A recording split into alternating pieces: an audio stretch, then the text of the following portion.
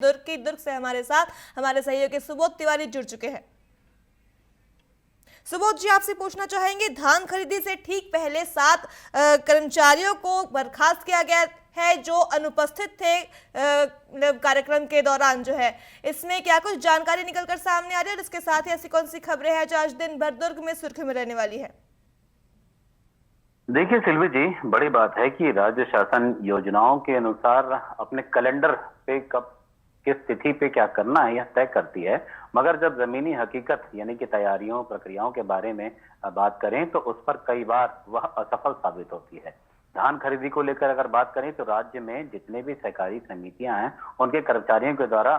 हड़ताल कर दिया गया है। तो बजाय उनके साथ बैठकर सुलह करने के सीधे एक वैकल्पिक व्यवस्था के तहत धान खरीदी का काम किए जाने की प्रक्रिया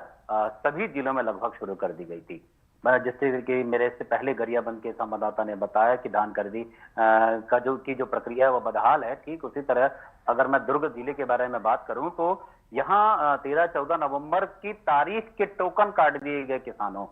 के नाम से, और उसके बाद वो किसान टोकन लेकर भटक रहा है कि आखिर किस उपार्जन केंद्र में अपने धान को ले जाकर बेचे, क्योंकि जिस उपार्जन केंद्र से उसका टोकन कटा था वहां तो तैयारी दिखी नहीं। 12-1 बजे तक ना तो कोई अधिकारी पहुंचा था, ना कोई कर्मचारी पहुंचे थे,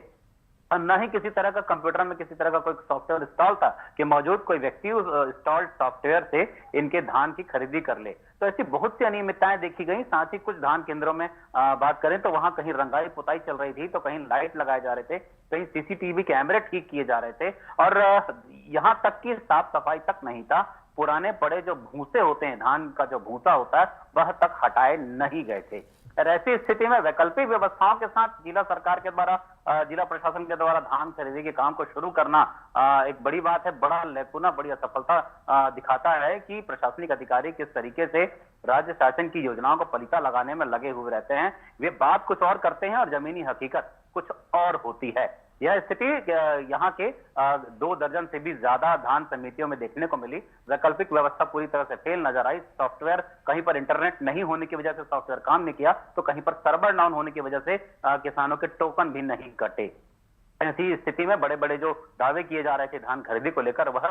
रास्ता गलत साबित हुए, असफल साबित हुए, और इसे लेकर जिला प्रशासन की अगर बताएं तो वह कहीं भी सफल साबित नहीं हो रही है। वहीं बात करेंगे राजनीतिक पार्टी खासकर कांग्रेस को लेकर, तो जिस तरीके से एक व्यक्ति को अच्छे से ठोक बजाकर परखा जाता है, प्रवक्ता के रूप में उसे प्रवक्ता का पद दिए जाने को लेकर, तो एक उस तरीके की एक व्यवस्था कांग्रेस पार्टी ने बनाई है कि अब जो भी प्रवक्ता बनेंगे वह किसी की सिफारिश या किसी तरह की तारीफ के पुल बांधने वाले को नहीं बनाया जाएगा, बल्कि जो कांग्रेस पार्टी की रीति नीति को जाने, भारतीय जनता पार्टी के खिलाफ मुखर होकर बोले, विभिन्न मंचों में, चाहे मीडिया की गैलरी हो या खुले मैदान में होने वाली आम सभा हो, और साथ ही उसकी जानकारी, यानी कि उसे जिस भी सब्जेक्ट के बारे में बोलना है तो उसकी कितनी गहरी जानकारी उसे है और बोलने में उसकी संवाद अदायगी कैसी है। तो इस तरह के गुणों से संपन्न व्यक्ति को ही कांग्रेस पार्टी प्रवक्ता बनाएगी। इस प्रकार की तैयारी चल रही है। बताया जा रहा है कि कई चरणों पे इस तरह की परीक्षाएं होंगी प्रवक्ताओं को लेकर, और जो जानकार होंगे वह इस तरह से तमाम तरह की प्रक्रियाओं से गुजारने के बाद ही किसी को प्रवक्ता का पद देंगे। तो कसौटी पे कसने की तैयारी चल रही है कांग्रेस पार्टी के द्वारा कि अच्छे और चुने हुए प्रवक्ता ही सामने आए। और इस तरीके से दूसरी एक बड़ी बात है, अगर चिकित्सा के क्षेत्र में बात करेंगे धमधा के श्रेया अस्पताल को लेकर, तो पिछले दिनों एक महिला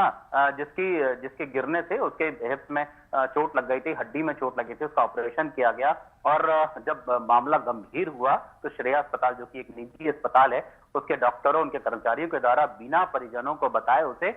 शंकरा मेडिकल कॉलेज भेज दिया गया, और वहां पर बताया जाता है कि इलाज के दौरान उसकी मौत हो गई, और इस बात की जानकारी परिजनों को दी तक नहीं गई। न तो किसी तरह की काउंसलिंग की गई थी, न ही किसी तरह की जानकारी दी गई थी पेशेंट की हालत कैसी है। और जब शंकरा में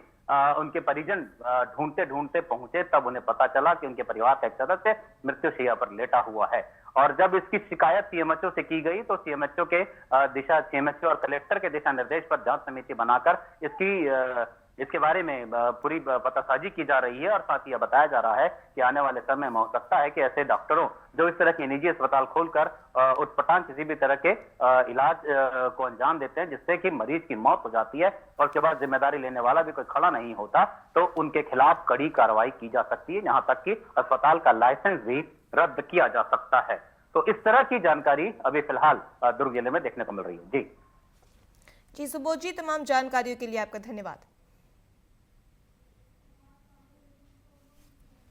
तो ये थे दुर्ग से हमारे साथ हमारे सहयोगी सुबोध तिवारी, जिन्होंने जिक्र किया ऐसे कौन सी खबरें हैं जो आज दिन भर दुर्ग में सुर्खियों में रहने वाली है। और